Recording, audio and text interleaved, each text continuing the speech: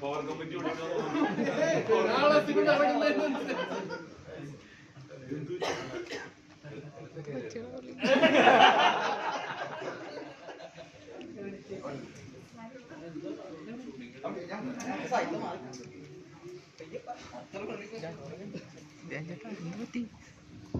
Bone artist ആണ്, അതാണ് bone ഓടിച്ചിട്ട്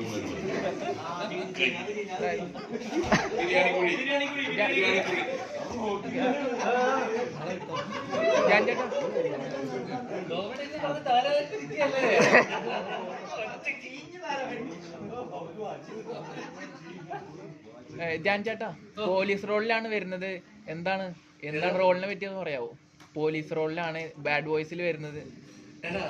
അബാമിന്റെ പടം കഥയൊന്നും അറിയില്ല,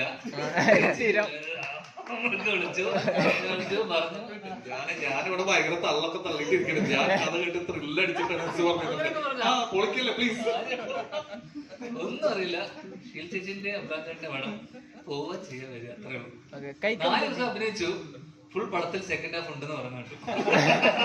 അപ്പൊ മനസ്സിലല്ലേ അമർലല്ലോ ഒരു ദിവസം എത്ര മിനിറ്റ് മുട്ടയും ചുട്ടിയതാണ്. അപ്പൊ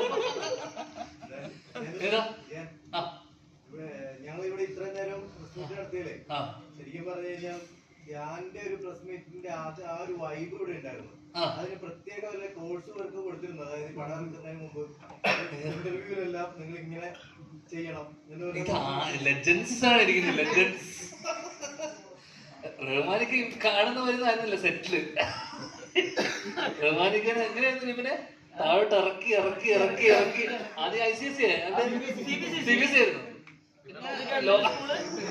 താഴോട്ട് താഴോട്ട് താഴോട്ട് അങ്ങനെ അടിച്ചില്ലേ ഇവിടെ. ഒന്ന് ഫ്ലോ മൂടായി കഴിഞ്ഞാൽ തുടങ്ങിയോ.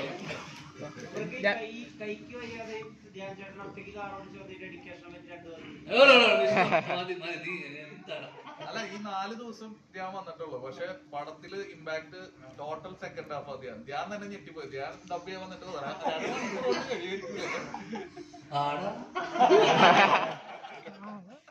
ജാൻ ചേട്ടാ 2023-24 കാലഘട്ടത്തിൽ ജാൻ ചേട്ടനാണ് കൂടുതൽ പടങ്ങൾ ചെയ്തിട്ടുള്ളത്. കൂടുതൽ ഡയറക്ടേഴ്സ് ആയിട്ട് അസോസിയേറ്റ് ചെയ്തിട്ടുള്ള ഏക നടൻ ജാൻ ശ്രീനിവാസനാണ്. അപ്പൊ അതിൽ നിന്ന് എന്ത് വ്യത്യാസമാണ് ഒമർ ലുലു എന്ന ഡയറക്ടർ? വ്യത്യാസം മറ്റുള്ള ഡയറക്ടേഴ്സിൽ നിന്ന് അല്ലെ എന്താണ് പഠിക്കാൻ പറ്റിയിട്ടുള്ളത് ഒമർ ലുലു എന്ന ഡയറക്ടറിൽ നിന്ന്? ഏത് മറ്റേ മോശ സാഹചര്യത്തിലും എങ്ങനെയൊക്കെ അത് തരണം ചെയ്ത് ഒരു സിനിമ ചെയ്യാന്നുള്ളതും, പിന്നെ ഒരു ആ സമയത്തല്ലേ ഇക്കന്റെ കേസ് നടക്കുന്നു, പ്രശ്നങ്ങൾ നടക്കുന്നു, അതൊന്നും തന്നെ സെറ്റിലോ അല്ലെങ്കിൽ ഒരു രീതിയിലും കാരണം അങ്ങനെ ഒരു സംഭവം വന്നിട്ട് പോലും അത് സിനിമേനെയോ, കാരണം നമുക്ക് പേഴ്സണൽ ലൈഫിൽ പല പല പ്രശ്നങ്ങളും കാര്യങ്ങളൊക്കെ ഉണ്ടാവും, അതൊന്നും സിനിമേനെ ബാധിക്കാൻ പാടില്ലല്ലോ. അപ്പം അങ്ങനെ ആ പ്രശ്നം എന്താ പറയുക മൂർധന്യാവസ്ഥയിൽ നിൽക്കുമ്പോഴാണ് നമ്മള് നെക്സ്റ്റ് ഒരു പോർഷനൊക്കെ ഷൂട്ട് ചെയ്തത്. അതെ, ഇന്നും കേസ് നടന്നുകൊണ്ടിരിക്കുകയായിരുന്നു.